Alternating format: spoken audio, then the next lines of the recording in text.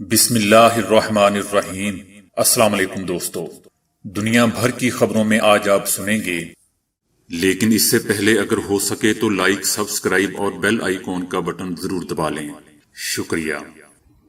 سابق صدر ٹرمپ کے وکلاء نے مواخذے کو سیاسی تھیٹر کہہ ڈالا۔ تنزانیہ کا کورونا فری ملک ہونے کا دعویٰ۔ مودی حکومت کا ٹویٹر کو 1200 سے زائد اکاؤنٹس بند کرنے کا حکم۔ بھارتی گلیشیئر سے متاثرہ علاقے سے 26 افراد کی باڈیز نکال لی گئیں۔ چائنا کا بھارتی سرحد سے محض 30 کلومیٹر دور دنیا کا سب سے بڑا پن بجلی ڈیم۔ میانمار میں مظاہرین نے 3 انگلیاں ہوا میں بلند کیوں کر رکھی ہیں؟ پاکستانی ریسکیو ٹیم نے 35 فٹ گہرے ہول میں پھنسے بھیڑ کے بچے کو زندہ بچا لیا۔ جھوٹ بولتے ہوئے لوگ آواز دھیمی کیوں رکھتے ہیں؟ سبز چائے اور کافی فالج اور دل کے امراض میں بے حد مفید۔ پرینک ویڈیو بنانے والے یوٹیوبر کو اصل سمجھ کر مار دیا گیا۔ آپ کی آنکھوں کے گرد یہ چھوٹے چھوٹے سوراخ کیوں ہوتے ہیں؟ 19 سالہ صحت مند لڑکے کے سر میں درد سونے گیا پھر نہیں اٹھا۔ تو آئیے چلتے ہیں اب خبروں کی تفصیل کی جانب۔ سابق امریکی صدر ٹرمپ کے وکلاء نے مواخذے کو سیاسی تھیٹر کہہ ڈالا ہے۔ انہوں نے کہا کہ کیپٹل پر حملے کی ذمہ داری صدر ٹرمپ پر عائد کیا جانا غیر آئینی ہوگا۔ مواخذے سے متعلق مینیجرز نے ٹرمپ کے وکلاء کی دلیل ناقابل اطمینان قرار دے دی۔ سینٹ میں ٹرمپ کے خلاف کیس مسترد کرنے کا مطالبہ رد کر دیا گیا۔ مواخذے کی تاریخ اور طریقہ کار سے متعلق دونوں جماعتوں کی مشترکہ قرارداد لانے پر اتفاق کیا گیا۔ افریقی ملک تنزانیہ نے دعویٰ کیا ہے کہ ہمارے خطے میں چونکہ کورونا کا کوئی مریض نہیں ہے، اس لیے یہاں ویکسینیشن کی کوئی ضرورت نہیں ہے۔ یاد رہے دوستو کہ تنزانیہ کی حکومت نے گزشتہ سال جون میں ہی ملک کو کورونا فری قرار دے دیا تھا۔ تنزانیہ نے موقف اختیار کیا تھا کہ جب ہمارے ملک میں وبائی کیسز ہے ہی نہیں تو ویکسین کیوں استعمال کریں۔ صدر جان موگوفلی نے ویکسینیشن سے انکار کرتے ہوئے اس پر تحفظات بھی اٹھائے ہیں۔ انہوں نے ایک تقریب سے خطاب کیا جہاں انہوں نے کسی قسم کی کوئی احتیاطی تدبیر نہیں اپنائی۔ دوسری جانب عالمی ادارہ صحت نے تنزانیہ کو خبردار کیا ہے کہ وہ کورونا سے بچاؤ کے لیے احتیاطی تدابیر اپنائے اور ویکسین کے حصول کے لیے بھی سنجیدگی سے اقدامات عمل میں لائے۔ بھارتی کسانوں کے احتجاج سے تنگ مودی حکومت نے ٹویٹر کو 1200 سے زائد اکاؤنٹس بند کرنے کا حکم دے دیا ہے۔ مودی سرکار نے اس شبے کا اظہار کیا ہے کہ اکاؤنٹس خالصتان یا پاکستانی حمایت یافتہ ہیں، جو چند ماہ سے بھارتی کسانوں کی احتجاجی تحریک کو ہوا دے رہے ہیں۔ بی جے پی سرکار نے ٹویٹر سے کہہ کر 257 اکاؤنٹس بند کرنے کا حکم دیا تھا، لیکن ٹویٹر نے اس نوٹس پر اب تک عمل درآمد نہیں کیا، جس کی وجہ سے نئی دہلی حکومت ٹویٹر سے پہلے ہی ناراض ہے۔ حکومت کو وزارت داخلہ، انٹیلیجنس اور سیکیورٹی ایجنسیوں کی طرف سے موصول ہونے والی اطلاعات کے بعد انفارمیشن ٹیکنالوجی کی ملکی وزارت نے ٹویٹر کو نیا نوٹس ارسال کیا ہے۔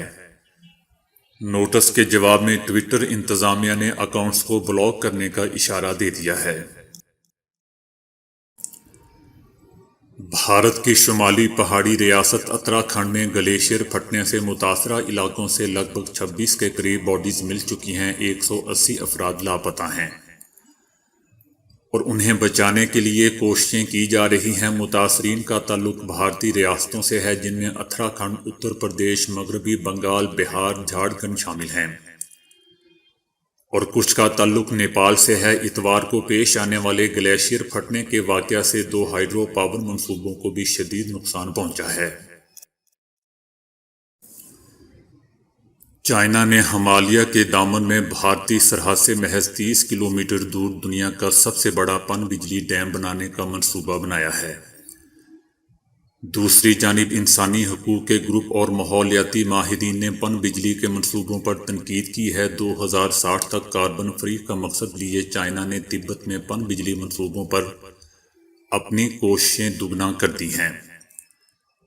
تبت انسٹی ٹیوٹ کے شعبہ ماحولیات کے سربراہ ٹیمپا گیلٹسن کا کہنا ہے کہ چینی قبضے سے پہلے ہمارے پاس کوئی ڈیم نہیں تھے، اس لیے نہیں کہ ہم اس کے قابل نہیں تھے، بلکہ اس وجہ سے کہ ہمیں دریا کا بے حد احترام ہے۔ انہوں نے بتایا کہ یہاں ایک انتہائی سخت روایت ہے کہ کوئی بھی بعض نہروں کے قریب نہیں جائے گا اور نہ ہی کوئی ایسا کام کرے گا جس سے دریا سے نکلنے والی نہر یا دوسری نہر کو نقصان پہنچے۔ ان کا کہنا تھا کہ چینی اپنی ترقی کے لیے کچھ بھی کرے گا اور یہ بہت مایوس کن بات ہے، کیونکہ اس ضمن میں تبت کے باشندوں سے مشورہ نہیں کیا گیا۔ دوسری جانب بھارت کی وزارت کے ترجمان نے کہا کہ وہ برہما پترا یا پیترا میں 10 گیگا واٹ منصوبے کے تعمیر کے ساتھ اس کا جواب دیں گے۔ میانمار میں شہری بڑی تعداد میں مارشالہ کے خلاف سڑکوں پر نکل آئے ہیں۔ میانمار کے تمام بڑے شہروں میں ہزاروں کی تعداد میں شہری سڑکوں پر نکل آئے ہیں اور ہاتھ کی 3 انگلیاں ہوا میں بلند کر کے احتجاج کر رہے ہیں۔ دوستو، 3 انگلیاں بغاوت کے اشارے کے طور پر دکھائی جاتی ہیں۔ یہ اشارہ ہالی ووڈ فلم ہنگر گیمز سے لیا گیا ہے۔ اس فلم میں بھی لوگ ایک آمر کے ظلم سہتے ہیں اور پھر بغاوت کے طور پر 3 انگلیاں دکھاتے ہیں۔ پاکستان لاہور جوہر ٹاؤن کے علاقے میں ریسکیو نے 2 دن سے 35 فٹ گہرے ہول میں پھنسے بھیڑ کے بچے کو زندہ نکال کر مالک کے حوالے کر دیا۔ اینیمل ریسکیو کو شہریوں کی جانب سے واقعے کی اطلاع موصول ہوئی تھی، جس پر ٹیموں نے فوری کارروائی کرتے ہوئے بھیڑ کے بچے کو زندہ نکال لیا۔ شہری پہلے بھیڑ کے بچے کو نکالنے کی کوشش کرتے رہے، تاہم کامیابی نہ مل سکی، جس کے بعد ریسکیو ٹیم کو اطلاع دی گئی۔ فرانس کی ایک یونیورسٹی نے صرف آواز کے اتار چڑھاؤ سے جھوٹ بولنے کا پتہ لگانے پر تحقیق کی ہے۔ غلط بیانی کرتے وقت اکثر لوگ دھیما بولتے ہیں، جملے کے درمیان میں ادا کردہ الفاظ پر زور کم دیتے ہیں اور یوں ان کی آواز بھی جھوٹ کی چغلی کرتی دکھائی دیتی ہے۔ اس ضمن میں فرانس کی سوربون یونیورسٹی کے ماہرین نے ایک دلچسپ تجربہ کیا ہے، جس میں صرف آواز کی شدت اور جھوٹ کے درمیان تعلق واضح کرنے کی کوشش کی گئی ہے۔ آواز کی پچ بولنے کی شرح اور شدت بھی بتا سکتی ہے کہ بولنے والا جھوٹ بول رہا ہے یا سچ سے کام لے رہا ہے۔ ایسا یوں ہوتا ہے کہ دماغ زبان کا ساتھ نہیں دے پاتا اور آواز دھیمی ہوتی جاتی ہے، اور یوں الفاظ پر زور بھی کم ہو جاتا ہے کیونکہ بولنے والا جانتا ہے کہ وہ غلط بیانی کر رہا ہے۔ اس کیفیت کو پروسوڈی بھی کہا جاتا ہے۔ یہ کیفیت دماغ میں پروگرام ہوتی ہے اور اس سے الگ ہو کر کچھ کرنے کے لیے دماغ کو بہت تربیت کی ضرورت ہوتی ہے، اسی لیے پکا جھوٹا بننا کوئی آسان کام نہیں ہوتا۔ ایماندار شخص لفظ کے آخر میں آواز کی خاص پچ کو بلند کرے گا اور وہ تیز رفتاری سے بات کرے گا۔ اس کے برخلاف جھوٹ بولنے والا فرد آواز کو دھیما رکھے گا، الفاظ پر زور نہیں دے گا اور ان کی پچ بھی بہت دھیمی رہے گی۔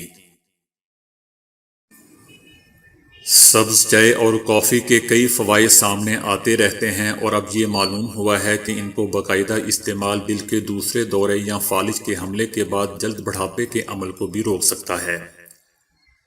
جاپان میں ہونے والی ایک تحقیق اور تفصیلی سروے کے بعد معلوم ہوا ہے کہ سبز چائے کا استعمال فالج اور امراض قلب میں مفید ثابت ہو سکتا ہے۔